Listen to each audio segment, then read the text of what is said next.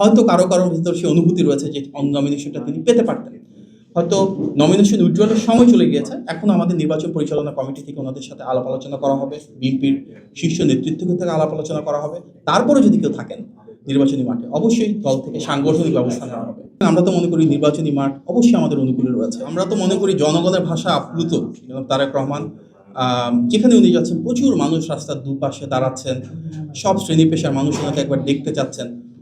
সুতরাং জনগণের যেখানে ভালোবাসা রয়েছে সেখানে আমরা হামলার দিকে চিন্তা না করে জনগণের ভালোবাসাকে কীভাবে উনি মূল্যায়ন করবেন, বিএনপি ইনশাল্লাহ রাষ্ট্র পরিচালনা আসলে কীভাবে জনগণের আকাঙ্ক্ষাকে ধারণ করে দেশ পরিচালনা করবো, সেটা আমাদের মূল চিন্তা।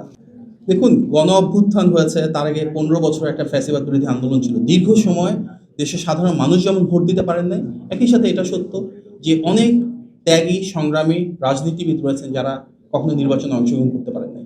এত দীর্ঘ সময় পরে যখন নির্বাচন হচ্ছে, বিএনপির মতো এত বড় একটা রাজনৈতিক দল, এখানে অভ্যন্তরীণ প্রতিযোগিতা থাকবে, কিন্তু প্রত্যেকটা আসনে তো একজনের বেশি মনোনয়ন দেওয়া সম্ভব হয় না।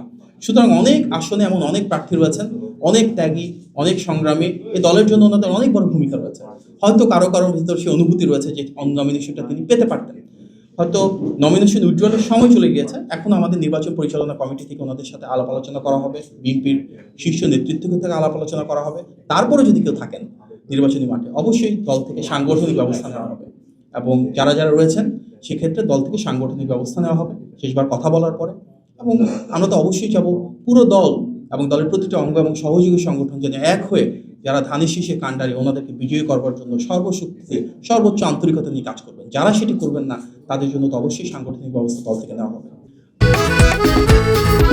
খাবারের পছন্দ ভিন্ন হলেও মজার বেলায় সবাই এক। আমরা লেভেল প্লেইং ফিল্ড নিশ্চিত করতে চাই। দেখুন, প্রবেশের ব্যালেটের ক্ষেত্রে যেটা হয়েছে, অত্যন্ত একটা সুকৌশলে বা অপরাজনীতির একটি কৌশলের মাধ্যমে আমরা সেখানে দেখলাম ব্যালট বাক্সের সিরিয়ালটাকে ম্যানিপুলেট করা হয়েছে।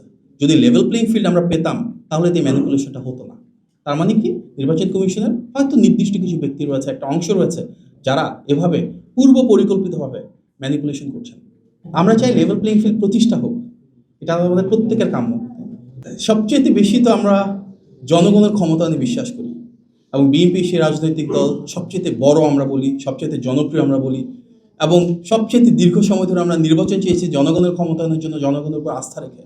সুতরাং আমরা তো মনে করি নির্বাচনী মাঠ অবশ্যই আমাদের অনুকূলে রয়েছে, এবং হয়তো এই কারণে অনেকে লেভেল প্লেইং ফিল্ডটা নষ্ট করতে যাচ্ছে।